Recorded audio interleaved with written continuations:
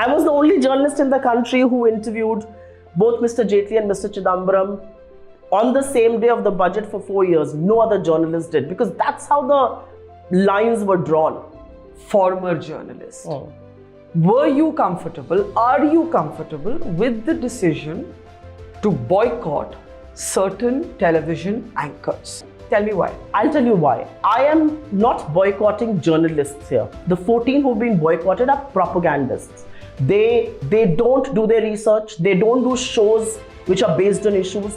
They do shows which they are being told by somebody in the PMO to do. Given how the dirty tricks department and the fake news factory of the BJP works, they would have torn me to pieces by now if I wasn't an objective journalist. They've tried to look for a lot in my work.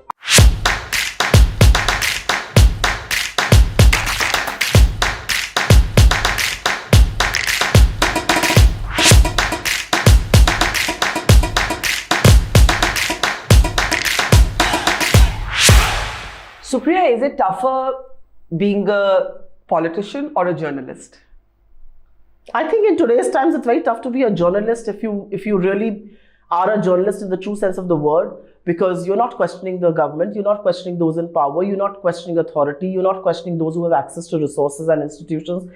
You are basically chasing a WhatsApp forward that you get from the PMO. So I'm presuming it must be very tough to be a journalist, at least if you call yourself one.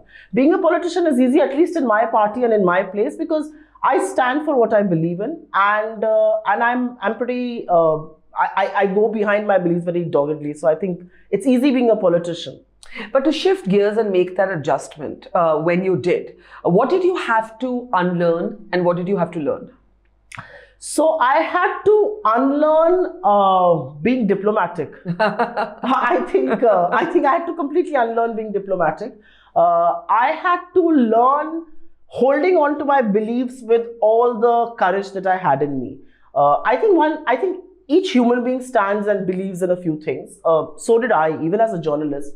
But you know, when you're a journalist, and I'm hoping and presuming that a lot of people believed I was a very objective journalist. I had access to the BJP as much as to the Congress. But I do believe that when I quit journalism in 2019, the shift had happened. I mean, you know, the WhatsApp forwards had started deciding newsroom narratives. The editors weren't really taking calls. I was fortunate enough to work in a channel where we could still do. But I would see, you know, channels around me, people around me, where that decay had begun to set in. So I think I was fortunate that I got this opportunity. I was fortunate I could make the change. So yeah, I think I unlearned being diplomatic and walking with conviction. Did you have a tipping point? Like, was it a pull towards politics or was it a push away from media? Which one was it? So quite honestly, Barkha, I think I come from a political background. I never wore it on my sleeve. People find it very difficult to believe, but most people in the Congress did not even know that my father was a member of parliament within the party. I mean, I had no idea till recently. Yeah, I mean, my colleagues in media did not know. People within my party, my General Secretary Communication got to know after I became chairperson social media. So I think that's how it was. People in the BJP actually knew about my father more than the Congress did, because I think that's the BJP. They do a background checks and all of that. But to ask your question, was there a tipping point? I think I was getting disillusioned with what the media was doing. And I think you'll understand this. When you're in the media, you see the truth without the filter. Mm-hmm. You know, media happens to be that filter between what is happening in policy making vis-a-vis what people are going to be seeing in terms of what you're going to report. So I think I could see things without the filter, and I wasn't comfortable with it. I wasn't comfortable with the fact that policy making was also happening to chase a headline, to set someone in motion. So I think I was getting disillusioned. But it so happened, and it was unfortunate that my father had passed away. In fact, I lost both my parents and my brother in a span of 3 years. And your brother? Yes, I lost my brother. So this is 2014. I lost my mother. She fought cancer very bravely for, I think, about 5 years. 2015, my brother passed away in his sleep. He had a cardiac arrest. In 2016, my dad passed away. So and actually, how old was your brother? I assume he was 39 when he passed away. With no history of heart disease? Nothing at all. We've never had a heart issue in the family. But you know, this happened in a span of 3 years. And I think when you have when you see loss like that, you really see life objectively. And I think between 2016 and 2019, my defense mechanism was that I drowned myself in work. I thought that was my escape. I would chase the biggest interviews. I would do everything. I would want to do everything first. I was doing 2-3 shows a day. I was doing the big interviews. I was traveling. I was doing all kinds of things. And then I realized, why was I doing that? I was doing that because I was running away from a reality that was staring me in the face when I went back home. I mean, there was this huge vacuum. Yeah. And I think that was my defense. But I thought that was a defense that can only be transient. It can't be a defense that you can see your life through. And then I think the larger purpose of life in terms of what I really wanted to do, I was always very politically agile. I was always very politically aware. And I think I got this opportunity and I went with it because I do believe, I think since I was a child, I always knew I'll end up in politics. I never thought I'd end up when I did. And I never thought I'd end up... I really loved being a journalist, by the way. I loved doing what I was doing. I loved the shows. I loved the interviews. I loved asking questions. So it was a tough call when I would think about it initially, that how am I going to leave journalism and be in media, be in politics someday? But I think because of the circumstances and the fact that I was getting very disillusioned with how things were. And let me tell you, I was very well placed. I wasn't attacked by the BJP. They thought I think a lot of them still compliment me. I had great access to BJP ministers and their leadership. But I just thought it's not something where my heart lies. You spoke about being a very objective journalist. I was the only journalist in the country who interviewed both Mr. Jaitley and Mr. Chidambaram on the same day of the budget for 4 years. No other journalist did, because that's how the lines were drawn. Yeah. You were either one camp or the other. Now, every time a journalist migrates into politics, the question is asked, was that journalist objective? Maybe that journalist never really was objective. How do you respond to that perception? Whether it's you, Ashutosh, and by the way, this hasn't started with your generation, Absolutely. Our generation. This has been happening for decades. Sure. How do you answer that question? So I answer that question with only one line, that given how the dirty tricks department and the fake news factory of the BJP works, they would have torn me to pieces by now if I wasn't an objective journalist. They've tried to look for a lot in my work. I know for a fact that they've gone back in time to look at my tweets. They've gone back in time to look at the shows that I did, to the panels that I had, to the people I had hosted, and they haven't been able to find it, because if they did, they would have torn me to pieces, but they haven't. In fact, foolishly enough, they put out some tweets of mine which were actually criticizing the Congress, sometimes, and that's what as a journalist I did when I felt the need to. So I think my objectivity comes from the fact that I think 4.5 years into it now, and the BJP hasn't been able to blow me into pieces, at least for my work. We see you every night on television, and you were on this side and now you're on this side, and obviously having been a journalist makes you a better spokesperson because you can anticipate some of the questions. I don't know about that, but yeah. But television news to some degree is, if I may say so, quite unbearable these days. Putting it mildly. How do you go through that drill with as much passion and ferocity, night after night after night, when there's a kind of sameness to the questions you will be asked, the criticisms that you will be asked, even the compliments you might have been given? Because when you're a journalist, you can inspire yourself to do better. As a spokesperson, what is the life of a sort of very prominent spokesperson like yourself? So I'll be honest with you. I think saying it's, did you say it's noisy? I think that's putting it very mildly. Noisy, and I said it's a bit of a sameness to it. Yeah, sameness to it. I think it comes from two things. I think it comes from a place where, how much do you believe in what you're articulating? So I'm articulating a certain point of view, I'm articulating a certain position. How much do I believe in it? And I have been fortunate enough to believe in what I frankly stand for, at least so far. I really do believe in the things that I say. I think information and data really excites me. I think it's a training as a journalist. I don't go to shows and indulge in whataboutery. I think it's undermining the audience. I think people come to the shows, they want to watch you. And I think if I make a difference at all, is because I go to the shows prepared. I really do read a lot. I get my data. You do your own research? I do my own research. I do my own data. And I think it shows through, and especially if you speak with conviction. I will, however, say one thing. I mean, who am I to say the sameness of it all, or for that matter, these are such biased, prejudiced debates where you're not just, if you're in combat with a BJP spokesperson, it's far easier because they never come prepared. They indulge in whataboutery. You can bust their fake news. You are speaking to a BJP spokesperson, to an anchor who's more loyal than the king, and to an RSS political analyst who's sitting there in the garb of a political analyst. But I draw a lot of inspiration from my leader Rahul Gandhi. I mean, what has not been hurled at him? And for him to walk with the courage of his convictions, it's remarkable. I mean, if he can do it, who am I to say it's same or otherwise? I think, and I also think every issue gives you an opportunity to get to the table some insights that are being missed, some truths that are being ignored, some facts that are being misreported. So I think I make a mark, or if I do at all, is because I really believe in what I do. I'll come to Rahul in a couple of minutes. But as a former journalist, were you comfortable, are you comfortable with the decision to boycott certain television anchors? Now, of course, having been around as both of us have been, boycotts are not new. Boycotts have always existed. Sometimes they've been de facto, sometimes they've been de jure. But when you look at this list, some of the questions that occurred to me were, if there is hate mongering is not possible without the consent of the boss or the promoter. Yeah. But you all have not boycotted the boss or the promoter, right? In some cases, the editor of the network has been boycotted, but not in all cases.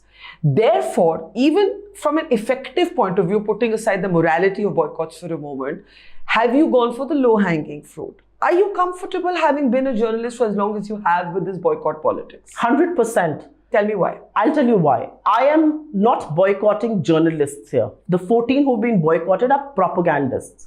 They don't do their research. They don't do shows which are based on issues. They do shows which they are being told by somebody in the PMO to do. And not the Prime Minister, maybe. Somebody who's perhaps a lowly clerk in the PMO is telling them what shows to do, what lines to take. It is, and we did our own research while we did this, by the way. It wasn't a whimsical decision that we got up and we said we want to boycott these 14. It's not as if we like their faces any less or any more. There was a lot of empirical data that was seen in terms of, we analyzed their shows.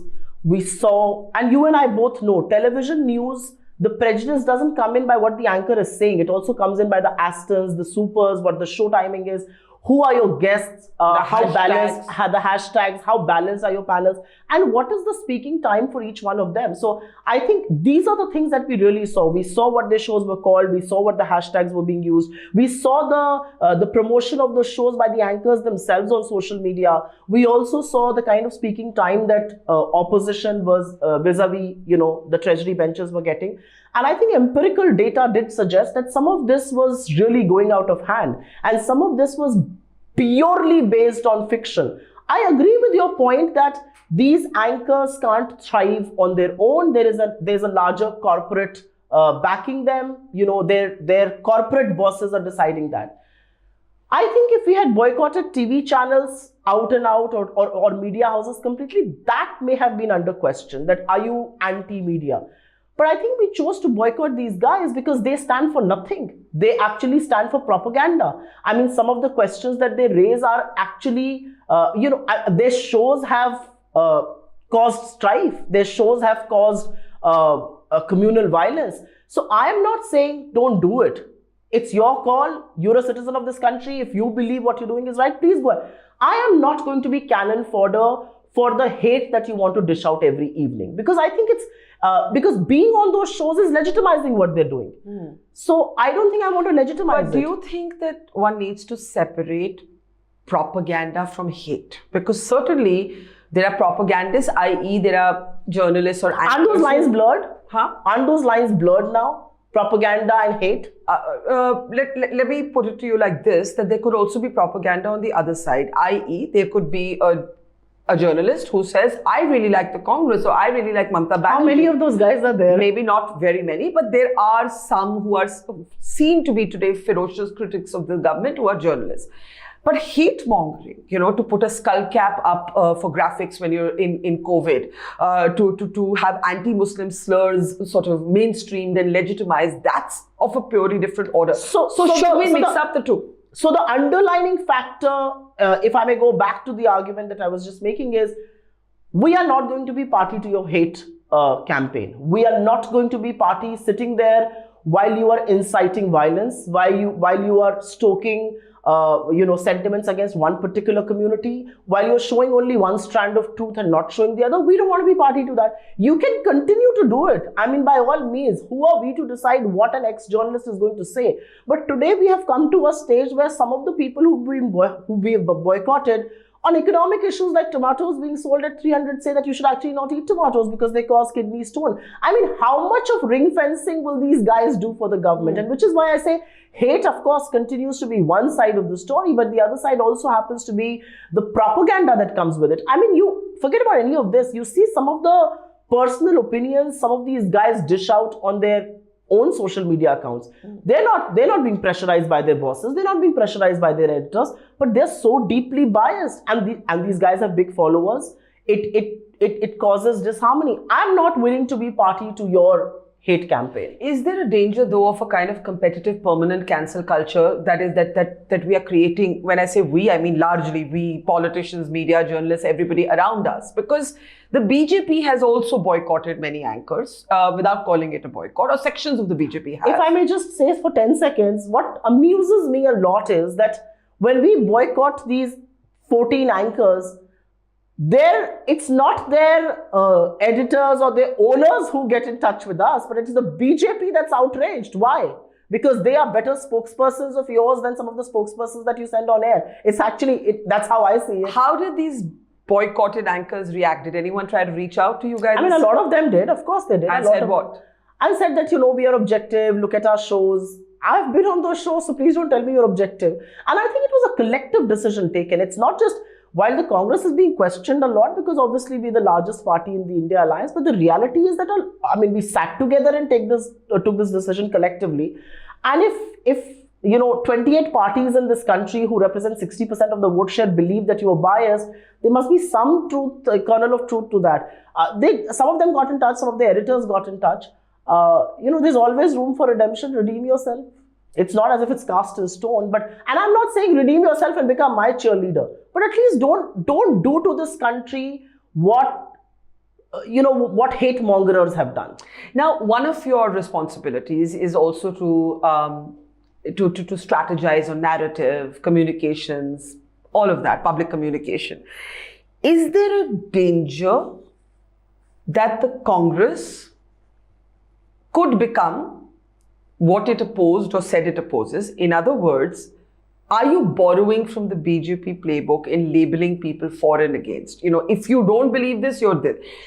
Because on Twitter, for example, everything is very polarized today. And so sometimes, you can get slammed by the right wing. Sometimes you can get slammed by the left wing. And that's fine. It's par for the course. You live in the public gaze. All of that is okay. But has the Congress decided that we are going to compete with the BJP in its own language? Is there a little bit of that? Because one does see it in spokespeople like you. You're much more aggressive than an earlier generation, let's say, of Congress spokespeople. So I will answer that, and I will also say one important thing here, and just to carry forward the conversation that we were having on these boycotted anchors. We have chosen to boycott these anchors. We continue to go on a lot of shows. None of those are big fans of either us or the Congress or cheerleaders. But we believe that even when they question us, and they question us very harshly, I'm fine being questioned harshly. You throw facts at me, you put me in the dock, you do all of that. But you cannot undermine the fact that I represent a political party. You cannot have a deeply prejudiced bias which is visible on air against my leadership. And you cannot use me to push your polarized communal narrative. So I think on that. When you say we are borrowing from the BJP, absolutely not. But I think the bad penny needs to be paid back in kind, and exactly in bad penny. I am a Gandhian.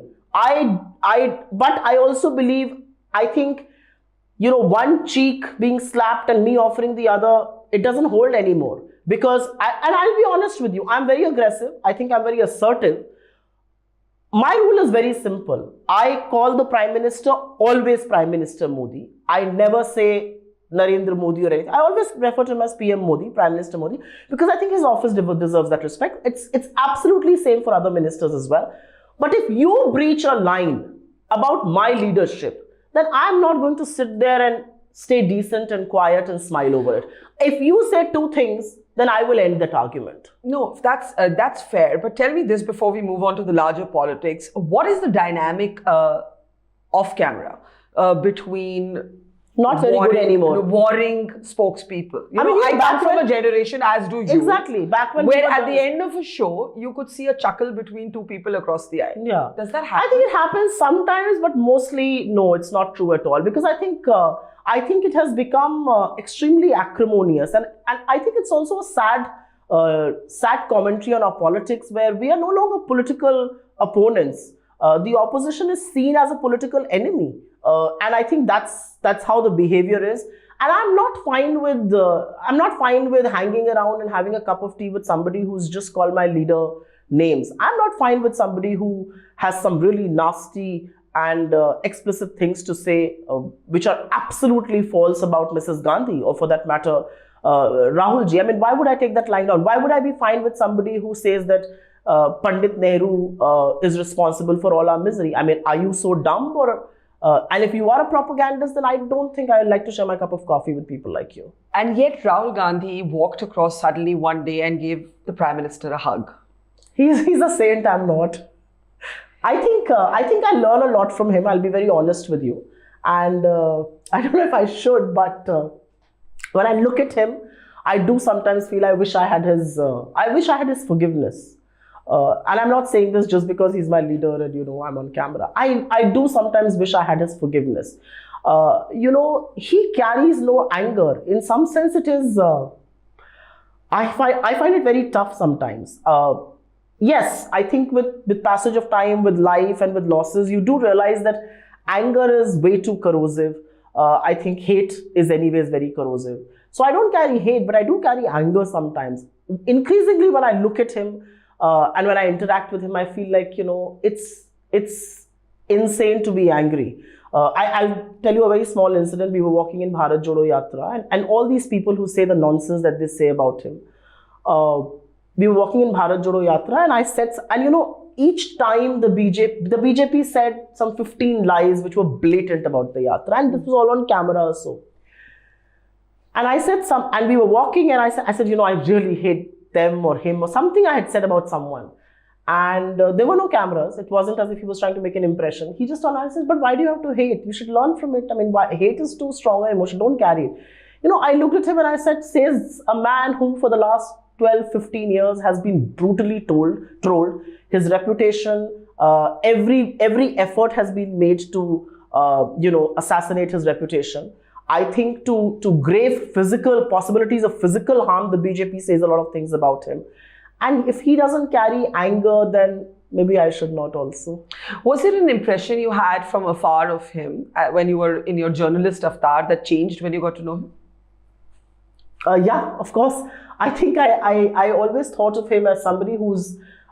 as a journalist, I would meet him. So I thought he was very bright. I never bought into the stupid narrative that the BJP peddled. I also had some insight because of my father, who worked with him. But I always thought, he was bright. I always thought he was very dignified. I think when I got to know him a little after I joined the Congress, I think he's a man who has very, very high quotient of empathy. And to me, that was I respect people with high empathy, because I think to empathize with somebody else's pain or their grief or their sorrow. And I think after I saw what I saw in my life, I think it's a very commendable. So I think he's very humane. From a distance, you look at political leaders and you feel, okay, he's bright. He's very convinced about what he's doing. He's very courageous. But I think he's an extremely humane, compassionate man. You once said in an interview that Priyanka Gandhi had a lot to do with your decision eventually to join politics. Yes. Talk about that. And this endless speculation about, are they different? Is Priyanka the future? Is she? Less so after the Bharat Jodo Yatra, where I think people got to see Rahul Gandhi in a different way, in a different context. But before that, there would be this endless sort of speculation. Talk a little bit about why and how she influenced your decision to enter politics. So before I say that, I must say that I got a chance to work with her very closely during the UP elections and thereafter. And when I say empathy for Rahul Gandhi, I look at them and also Mrs. Gandhi sometimes, and I wonder, for the things that this family has gone through and for what has been hurled at them, and you see them at close quarters, and they, the kind of lives that they live, contrary to what the narrative gets peddled. They live such normal, basic lives. He perhaps owns 3 or 4 pairs of t-shirts, and that's his. That's what he wears all the time. Or for that matter, she is such a different person at home, extremely warm and so much of a homebody, and extremely courageous. I mean, she's a power to reckon with. I think she really is. I don't like the comparison with Mrs. Gandhi. I think Mrs. Gandhi was who she was. I think she's a person who really knows her mind. She knows exactly what she wants from life and from politics and from her family. But I look at her and I feel, how do these people not carry the anger, not carry, you can when things like these happen to you, I don't know how people deal with it, but you can carry a lot of angst against the world in general. I don't see that at all. I mean, they're extremely happy people, extremely contented. So I think one learns a lot in that sense. She was one of the trigger points for me to join politics because it was around the time when she became UP in charge. I got very excited. I mean, there was some talk about me joining and I said, no, I'm a journalist. I'm happy being this. I also thought it was too much of an opportunity cost from, being a reasonably well-paid editor anchor to the heat and dust of politics. But I think when she came to UP, it just gave us a lot of, at least for someone like me, it gave me a lot of courage. Like, okay, she's going to be in charge of Uttar Pradesh, things. I could get an opportunity to work with her. I had heard a lot about her. She's somebody I didn't know, by the way, before I joined politics. Each time after I joined politics and after I went to her, after my elections, I think the advice that she gave me, I was so right in joining politics, especially at a time when she was in charge of my state. She didn't tell me to go all guns blazing, and she told me, think about what you're doing, oppose what you don't like. Even when I became a spokesperson, I'll be very honest with you, when I joined Congress and I never thought it was a big deal to be a spokesperson because we come from television. Correct. So, you feel like, what's the big deal about being a spokesperson? So I said, no, I'm not interested. But I do realize that being a spokesperson is a very responsible job because you are actually, in some sense, peddling the narrative of the party. So, I also think she convinced me, and we had this chat and she said, no, you should take it up because it's you'll be able to talk about what the party stands for. I wasn't very convinced then, but I did thank her much later after. Would you and others want to see her contesting in these elections? Well, let's see what she wants to do. Or a larger role of some kind? I think somebody like her will have a larger role. I don't think it's only me expecting, but somebody like her, look at the kind of narrative building that she can do. I'll give you a small example. We were in Karnataka elections and Mr. Modi had come to campaign and he started with his usual, about terrorism and she blunted his narrative and how. When people say, she said, yes, of course, who are they to talk about terrorism? I've lost my father to it. I've lost my grandmother to it. So I understand what terrorism means. Mr. Modi can keep moaning about the fact that people abuse him. You're the prime minister, you have to have a thick skin, you will be criticized, you will be asked questions of. And she actually, for her to say that मैं किताब लिख सकती हूँ मेरी परिवार को आप लोगों ने क्या-क्या कहा और किस भाषा में कहा है.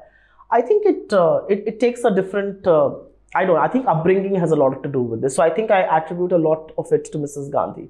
I mean, when I meet Mrs. Gandhi, the Prime Minister of this country has, and I don't know, I don't think I should say this. No, say it, please. Barkha, when I look at her, she married Rajiv Ji in 1968. He was assassinated in 1991. She spent more time in this country as his widow than his wife. And she chose this country to be her home. She was in mourning for 7 years. She feels for these issues, and which is why she's in politics. I mean, what did she get out of it? She did not become the Prime Minister of this country. Her son did not become the Prime Minister of this country. What did she get out of it? But there are those who would say she still controlled the Congress party. And for 10 years, that was the party in government. So people can keep saying what she controls or what she doesn't control. I know exactly where and how much does she interfere in, if at all. I know exactly the kind of respect that there is from all of us and the family as far as the Congress president is concerned. I know who has the last word. So, I mean, people can keep saying who all has of this. The last word? I think the Congress president has the last word in consultation with a lot of people. Mr. Kharge today has the last word? Absolutely. Could he overrule Mrs. Gandhi? I don't think there will be a question of overrule. I think there's a lot of, there's a lot of consensus building. We are not a party that is run by the diktat of one man. Please understand, the Congress can never be run like that. We are not a cadre-based party. We are a party that came out of a political movement and India's freedom struggle. We are a melting pot of ideologies, of opinions, of various things, and that also amounts to some indiscipline sometimes. But I think the little gestures like, you will never have Mrs. Gandhi be seated when Kharge walks into the room. She's a woman, she can well be seated, but she never will be. She will always walk a step behind him. She's been the president of this party for the longest. She doesn't need to, but she makes it a point to so that others realize that he's the man in the chair of authority. You need to respect that. So I do feel that for a woman who has spent more time in this country and she has seen what she has seen her husband being blown up into pieces, her mother-in-law being brutally assassinated, and then look at the kind of language that they use against her. I mean, look at the kind of accusations that they make against her. Who am I to defend her? But the reality is that you look at this and you feel this is not our culture. This is not the religion that you think you stand for. And this is certainly no way to deal with a woman. Or a man for that matter. You said that you would really like to see Priyanka Gandhi in a larger role. What shape do you think that larger role might take? No, I don't know what the larger role is, but I do think that she's somebody who understands the nitty-gritties of politics. I think she's somebody who's a very able campaigner. She can set the narratives. I'm sure the party in all its wisdom will use her appropriately. Now, you spoke about no one having the final word, no one individual having the final word. But do you not think that Rahul Gandhi, who clearly is very much the face of the party, the leader of the party... He is the fountainhead of ideology in the Congress. I have no doubt in my mind about that. Somebody I was speaking to who has actually known the family a long time, so I can't name that person, said, Rahul Gandhi, maybe he wants to be the Jaiprakash Narayan of this time. But I don't know if that's accurate, because my question to you would be, you're heading into an election. There isn't that much time. It's a luxury to be philosophical when you're heading into an election, right? Is Rahul Gandhi the face of the opposition political campaign going into 2024? Whether you call him a prime ministerial candidate or not, I'm not getting into the technicality of that. But do you think he is that face? But Barkha, let me just step back and ask you, where is he being philosophical?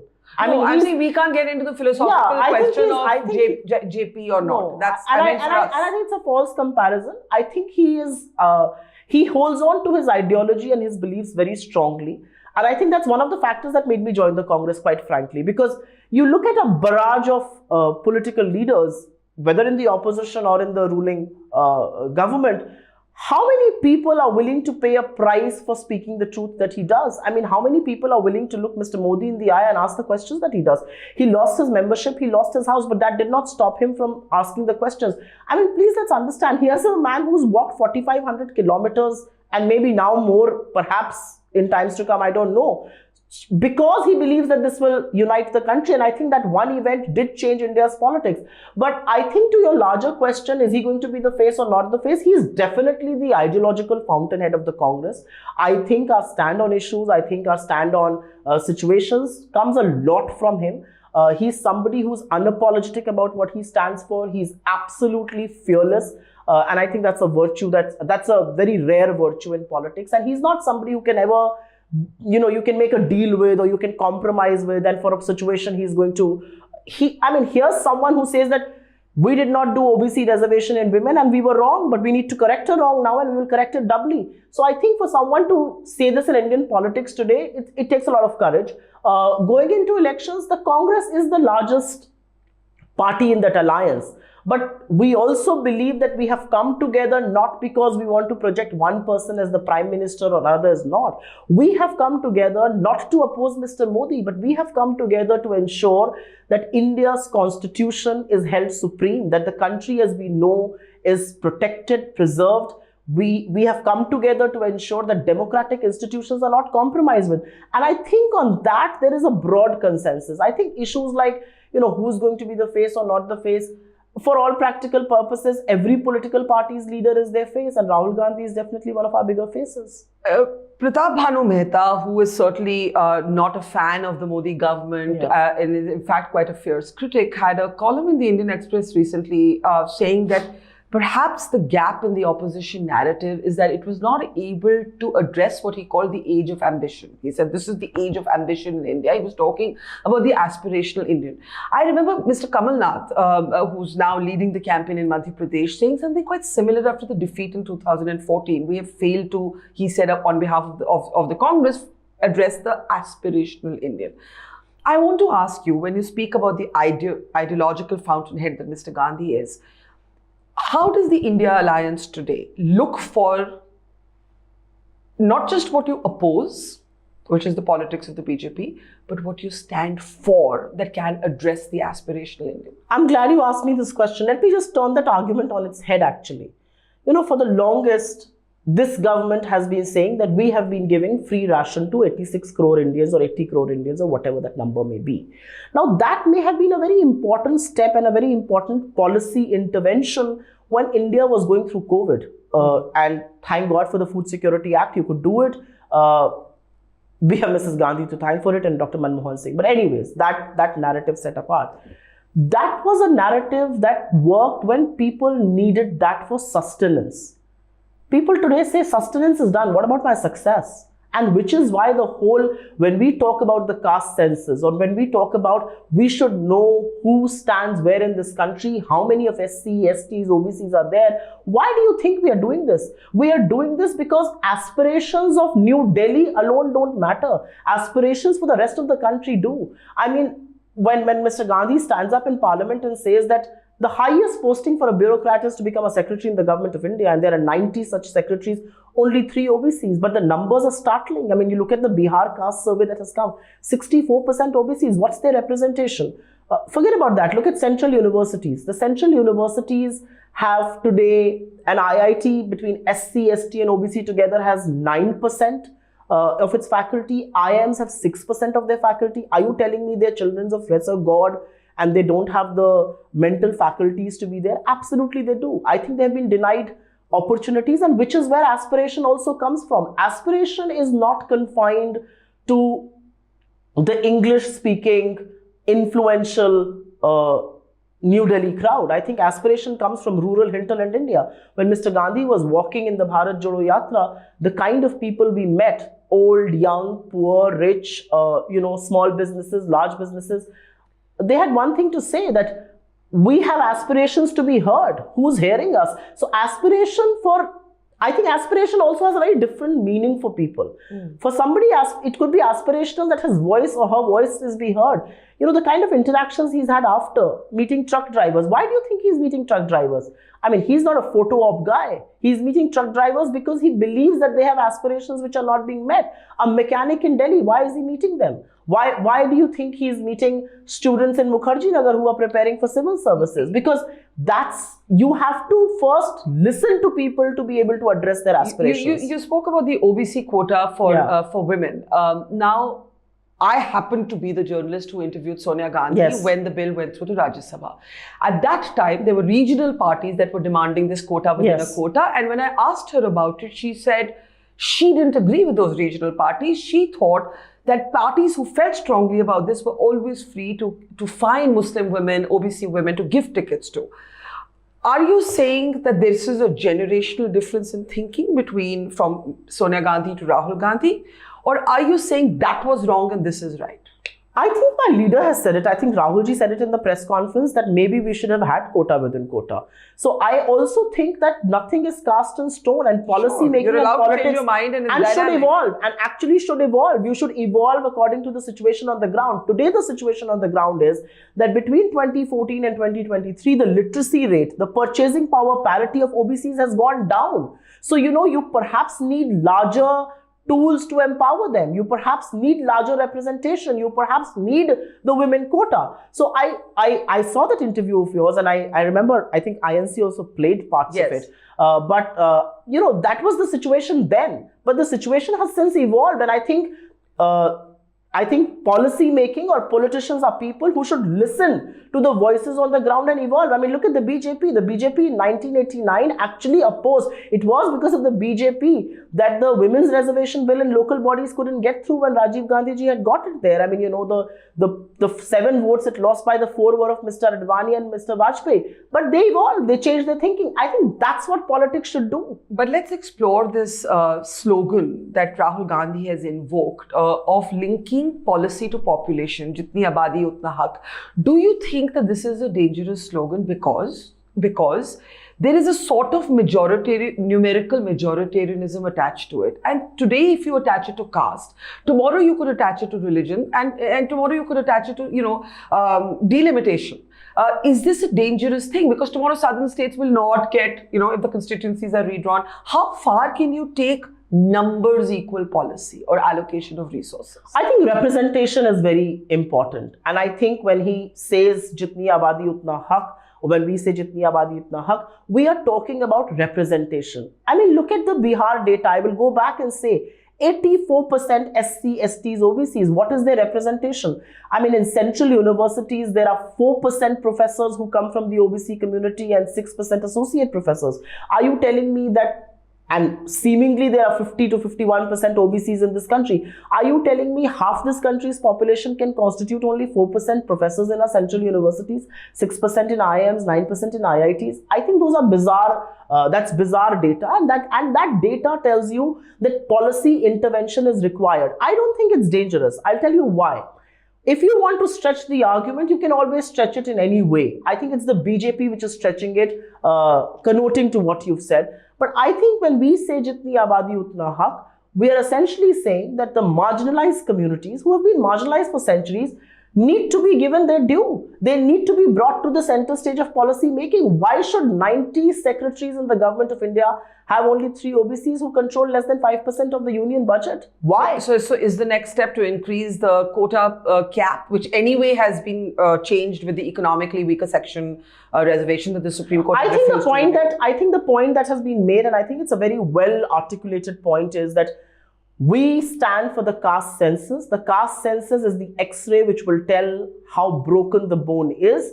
We will follow it up with a financial survey, with an economic survey, which will tell you the strata within the strata, which will tell you how exactly are the OBCs. Would you want placed. other Congress-run states to also have a I think we've already exercise? committed. Rajasthan has just announced a caste-based survey. Chhattisgarh has not released its findings though. I think yesterday this question was asked of Mr. Gandhi, and he said very categorically that both Karnataka and other states that have had surveys, we are thinking about how and when to release it. But Rajasthan, for instance, has just announced a survey. Bihar has come out with something. We're in coalition there. I think increasingly states will be under pressure and should be under pressure. I mean, what representation does the BJP want to talk about? You've got 10 chief ministers, out of which 1 is an OBC, and he's also on his way out in Madhya Pradesh. We've got 4 chief ministers, 3 of them are OBC. So when you talk about representation, you can't rattle that we've got some ex-ministers. Everybody knows how empowered ministers in this government are. If you really want to empower the OBCs, appoint more OBCs as chief ministers, appoint more women as chief ministers. Now, you in UP, when you were working with Priyanka Gandhi on that campaign, you all had an experiment of giving women more tickets. It resulted, if I'm not wrong, in one win? 2. Okay, 2. How did that make you feel? Did that make you feel dejected, or was that a structural Congress problem? Because this is what I fear is going to happen, going forward. It could take a few years before this women's quota is actually operational. But at that time, what did you feel? I mean, I think we felt that Indian polity wasn't ready for this representation, and which is why affirmative action is required from a policy point of view. I think political parties alone can't make a difference. That was a very big realization. And if you need more women in decision making, you need to have affirmative action. Affirmative action by the Panchayati Raj, the 73rd Amendment, has ensured that there are 15 lakh elected women representatives today. Now you can turn around and say that some of them, those offices are being run by men, but there are very many which are being run by women. It will take us a while. I mean, women in this country have walked along with men. It will take us a while to stride ahead of them. So I don't think we can turn around and say that, this experiment hasn't worked, so this won't. I think affirmative action was required, and which is why women's reservation was something that we wholeheartedly support. I wish the government hadn't made a mockery out of it, because one doesn't know whether it's going to be 29, one doesn't know if it's going to be 39, because if you actually go by Article 82 and 81(3), it could be 2039 before which it can't be rolled out, because it says the census after 2026. So I don't know when is it going to be rolled out. It was a political gimmick from the looks of it. When Panchayati Raj came in, it came with immediate effect. When we passed the women's reservation in Raj Sabha, it was with immediate effect.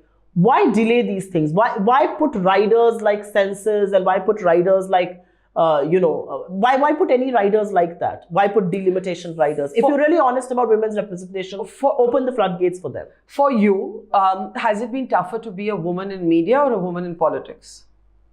I think electronic media has a lot of women. So, but I'll be very honest with you, Barkha. Owning networks and leading news. Yes, but I'll be very honest with you, Barkha. I think it's a question that I should not answer. Because? I think because I'm an empowered woman.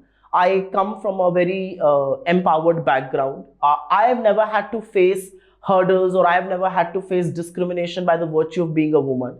I've had a very strong upbringing. I have a very strong mind. I belong to a party which gives me a lot of opportunities. I think this question perhaps needs to be asked of people who haven't had the kind of opportunities that some of us did. But there is structural inequality, which is why we're even talking about affirmative action, because... So I don't take structural inequality lying down. If I do feel that a colleague of mine is undermining my voice or undermining me because I'm a woman, I will speak 10 times louder and be heard. Good for you. I want to come back to ideology. On this podcast, Yogendra Yadav, once a Congress critic, today a supporter of the India Alliance and of Rahul Gandhi, he listed 3 things that he thought the opposition got wrong in its fight with the BJP. And he said there are 3 issues on which we seem to hand over the advantage to them. And he said one was on nationalism. The second was on religion, including Hinduism, and the third was on being culturally rooted. And he said, especially on the first, he said liberals had not yet,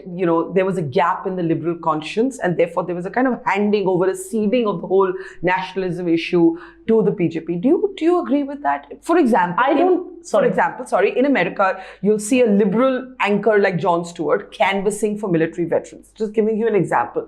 We don't see a lot of that associated, at least in perception, with the opposition.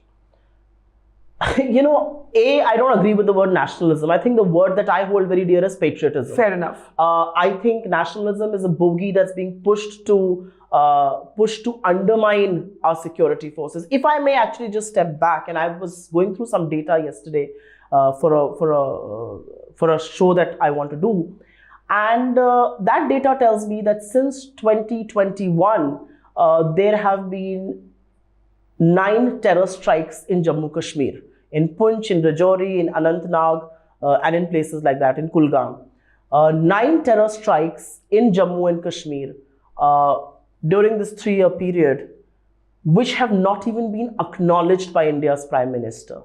He has not tweeted on it. He has not said a word of condolence. He has not said a word or paid any tribute. Why is that so? If you think that's patriotism, it is not patriotism for me. I think it's looking away from a reality and pretending that because you are not going to put out a statement there or a tweet or a post, it is not going to be acknowledged. We've lost security forces. We lost 20 of our brave hearts in Galwan. The Prime Minister told this country, koi ghusa hua nahi hai. And after 9 commander level talks, Corps commander level talks, China keeps quoting the same thing. The Prime Minister, the 3rd of May is when this whole Manipur violence started. The Prime Minister has not had one day to visit Manipur. He's gone to France, he's gone to Greece, he's gone to America, he's gone to UK, he went to Indonesia, he's gone South Africa.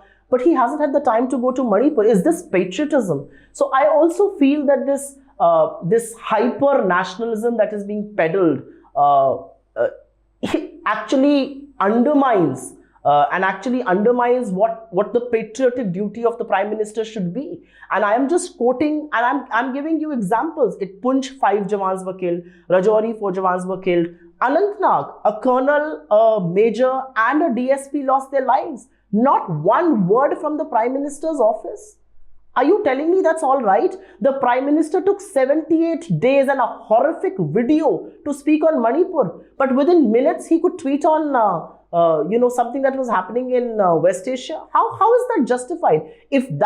If you ask me, the last people, absolutely the last people I need patriotic certificates from is the BJP, because I do believe they indulge in a lot of anti-India activities. If you are not going to take cognizance of the kind of poverty, the kind of unemployment, the kind of high prices, the kind of income inequality, the kind of strife India is seeing internally, what sort of a patriot are you? So I don't buy that argument at all. But and I'm not even going into the past where they had no role to play in the freedom struggle or they did not hoist the flag. I'm not even going into all of that. I am talking about the country as of now. I haven't heard my Prime Minister speak about Anantnag or Kulgam or Punch or Rajouri. Why? Politically, the Prime Minister kept shooting, and I go back in time, and each time I have a doubt, am I criticizing him too much? I only remind myself of one thing, and this is very personal for me. Because one of the people who died in the 40 people convoy in Pulwama was a man, Pankaj Tripathi, from my constituency of Maharajganj, and I had seen his pregnant wife and his ailing parents. So it's very personal for me. But the Prime Minister kept shooting for Bear Grylls' Man with Wild, and he apparently did tell a man in constitutional authority, you keep quiet about it. If Mr. Satyapal Malik is lying, the Prime Minister should file a case against him. If he's not, we have serious issues to deal with. How will you counter this in the political domain, as you have just now? Why do people ask this question कि इस मुद्दे पे opposition हमें सुनाई नहीं देती? Is there a narrative gap? किस मुद्दे पे? Constitutional patriotism. Let me not even use the phrase nationalism. नहीं, बिल्कुल सुनाई देती है. अगर राहुल गांधी एक MP ना होने पर भी, I mean, when he did go to Manipur, he was a disqualified MP. अगर एक MP ना होने पर भी वो मणिपुर में जाकर सारे समुदायों से, he met the Kukis, he met the Meiteis, he met everybody. If he can go and meet, I think that's patriotism. I think patriotism is to brave the cold, the heat, the dust, the rain, and walk from Kanyakumari to Kashmir. I think that's patriotism. I think patriotism is to stand up for people who are being oppressed. I think patriotism is to call out a BJP MP who has communal slurs against another MP in Parliament, and he did not make a hoo-ha about it. He just went and met an opposition MP, and mind you, that opposition MP is not even a part of the India alliance. So sometimes I think you make a larger point by just your action instead of, I think people see through it. Who are these people who say we don't? We absolutely do, and our history is far more glorious than the BJP's can ever be. I mean, I consider one of the biggest achievements of Indira Gandhi was she looked at the world in the eye, said two hoots, I am going to help Bangladesh be formed, and she changed the world map, and Pakistan was vanquished. I think I hold a lot of esteem in the fact that, I keep saying this, and I do feel very personally about this. Mr. Modi came to power in 2014, and his term is going to end now. 10 years later, he still blames the Congress for all its failures. He blames Nehru, he blames the Congress UPA government and all of that. You've had 10 years in office.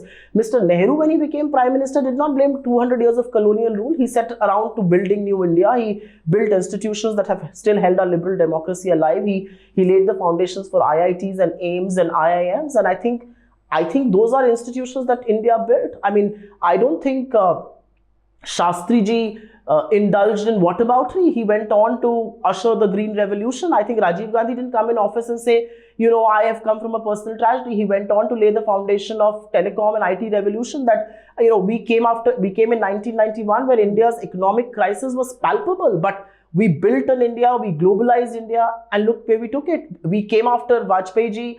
We did not waste time in moaning that what has he done, what are the forex reserves, how our growth rate is. We built a new India. We built an India where people were empowered, where people had right to information, education, Food Security Act, Manrega. What has this government done? Name one thing I am saying just one thing, other than the WhatsApp university they've built. Give me one instance of how Mr. Modi has made a change to people's lives. You can orchestrate an event, but what does that amount to? How did G20 change the lives of people? It was a rotational event. It would have happened in India. If not, it would have supposed to have happened 2 years earlier. He pushed it to 2023 because he wanted to use it for elections. I was in a show and somebody said to me from the BJP, why should it be voted back? The anchor asked, and this guy said, we've had such a successful G20, we are winning medals in Commonwealth, and we've had a successful Chandrayaan. I said, how has the Prime Minister contributed to any of this? Chandrayaan is a contribution of ISRO, and hats off to our scientists. Medals being won, Neeraj Chopra has competition from the Prime Minister, but nobody else does. How has the Prime Minister contributed to this? This is the whataboutery. Finally, let's end on a personal note. You started by sharing how you lost your parents and you lost your brother and you avoided all of that, that gaping hole in your heart by drowning yourself in work, and then you transitioned into politics. Politics can get lonely. Politics can be unforgiving. Politics can be cruel sometimes. It's also very satisfying. I'm sure there's a sense of deep fulfillment when something feels good, it feels really good. But there must be moments that feel shitty. What do you do? How do you cope with At least I haven't come across so many. You've never had a bad day? No. I'm very fortunate. And which is why I say I'm really fortunate, because I have always been I have had very strong opinions. And I think as a spokesperson, as head of social media, I get to articulate those opinions. And I think that makes the BJP very restless. So I haven't had. And what does Supriya do when she's not doing? I have a lot of friends. I mean, I unwind with non-political people. I have a lot of friends. I read. I write. I read a lot. I write. I paint. What was the last book you read? Good question. I read. Or the last Netflix series you watched? I just watched. I was down with virals, so I watched. I watched this. It has even won in Busan. Hansal Mehta's. Scoop. I quite liked it. Based on a real story of a journalist. Yeah. I think which is why I liked it perhaps. But I think, I don't think these worlds are disconnected. Yeah. You never disconnected from politics, right? Because you're always wired. And it's not because I'm a politician, it's because I'm an Indian. I'm a citizen of this country, I'm a citizen of this world. Whatever happens in the world of politics impacts us. Is politics for keeps? Do you ever see yourself going back to media? Never ever. Not at all. Well, lucky you. Thank you so much, Supriya. It's been a pleasure. Such a pleasure. From watching you while growing up and wanting to be a journalist to doing this. Thank you. Thank you so much.